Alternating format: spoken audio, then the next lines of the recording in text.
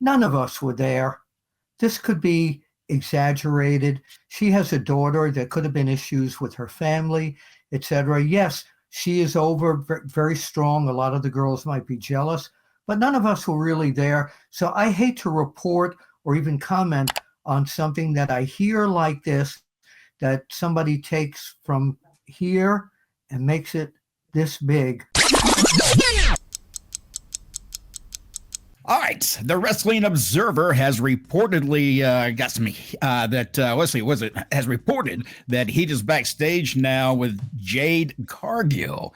And she has Heat backstage because before her injury several months ago, she was involved in a tag team match with Bianca Belair against Shayna Baszler and Zoe Stark.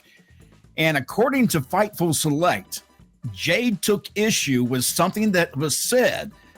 And she said, actually, Jade said, Baszler needed to learn how to work.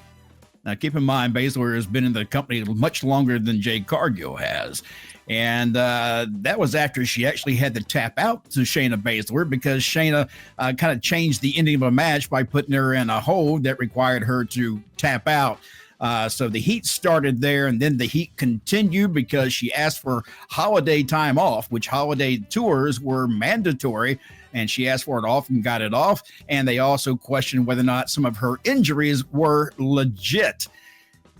Being upset with Shayna Baszler and Jade Cargill, I would imagine not a good combination. You don't want to see Shayna because Shayna is legit shoot fighter. I mean, she could hurt Jade. I'm thinking Jade may be having a hard time coming in and learning the locker room. Teddy, does it sound that way to you?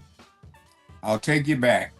You remember when we first started talking about her, about when she was taken out in the ambulance, we didn't know what was wrong. We didn't know whether this was real or not. We didn't know nothing. And I told you and Bill both, I said, she's got heat. Yep. I said it in the back. She's got heat with somebody. And I told you that.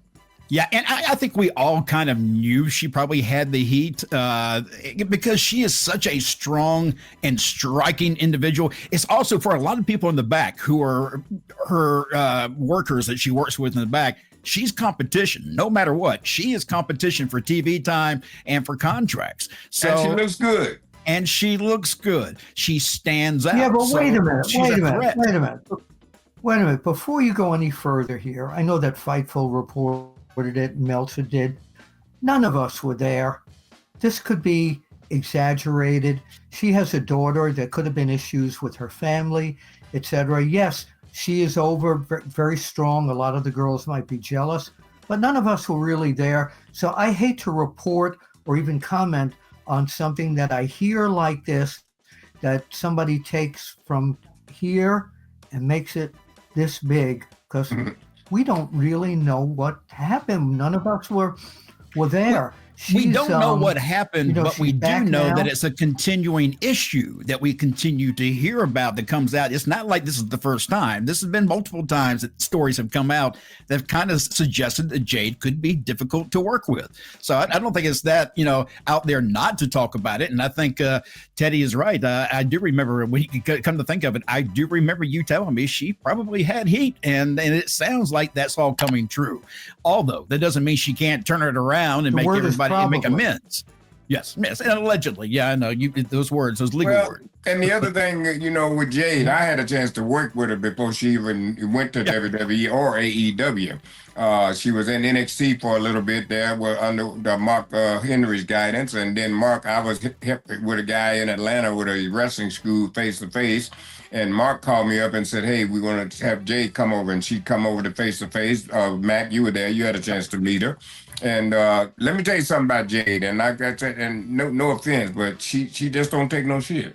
Yeah. You know what I mean? She's one of those women, you ain't going to go walking up in her face talking all this nonsense, because she ain't going to put up with it. So, maybe that sometimes that hurts you in a way. Sometimes you have to just kind of ease back and kind of see if you can talk things out. But Jade is a little bit hot-headed, so that's kind of hard for her. But she's just a person that ain't going to take no mess off of nobody. Well, that may have come. That may have come from her mentor, Mark Henry, because he's the same way. Mark is one of the super nice guys in the world. Yes. But if you say something that's going to irritate him, you got a hot-headed guy you don't want to get in trouble with. So if what's going on is true, she may have inherited that from Mark Henry. Well, let's don't blame it on Mark Henry. Now we don't want to get Mark upset with us now, okay? Bill said that, Mark. We didn't tell you that. Yeah, Mark, we didn't say that. That's Bill Apter. Bill, B-I-L-L, Apter, A-P-T-E-R. Make sure you don't miss him. No, I love there you Mark. Go. And Mark, feel free to comment back, and you get free time just to respond back to Bill if you want. We're throwing him under the bus. Hey, also talking about Jade Cargill, Naomi has confessed to attacking Jade Cargill, and once again, Naomi started to get in the ring and do her promo. I was worried because she's never been the strongest on a microphone, but the other night, her and Bianca Belair on a recent episode of Monday Night Raw. Was it Raw or was that SmackDown? I'm trying to remember, Bill, but it was one of the recent shows. They had a promo where Naomi admitted to attacking Jade Cargill, but she got very emotional. She started crying as she was delivering that promo. And when she did, that promo went from flat to one of the best damn promos of the entire night, probably for an entire a period of time that I can think of, and most definitely the best in Naomi's career. Even Bianca Belair responding back with emotions to Naomi was something to see. Teddy, did you have a chance to see this interaction with these two? When she started crying, that made it real. Yes, it made it very real. That was the trick. When that happened, it drew me in because I could hear in her voice, I could hear the cracks of things that she was talking about, and you knew it was real. It was coming from her heart, and she was letting it out. And in the process, Bianca got worked up into the emotions because she could feel that emotion from Naomi, and she began to cry. And I know yes, she knew it was true. You know, and Bill, first of all, Bill, what did you think about the promo? Was it something that floored you when you saw it? Oh, absolutely. Absolutely. Because you see, once you get into your character in this business and you believe what's going on, it's like method acting, so to say. You become that person, and she really believes what went on. It was all real to her, and the emotion of the crying was real to her. She was in a real place.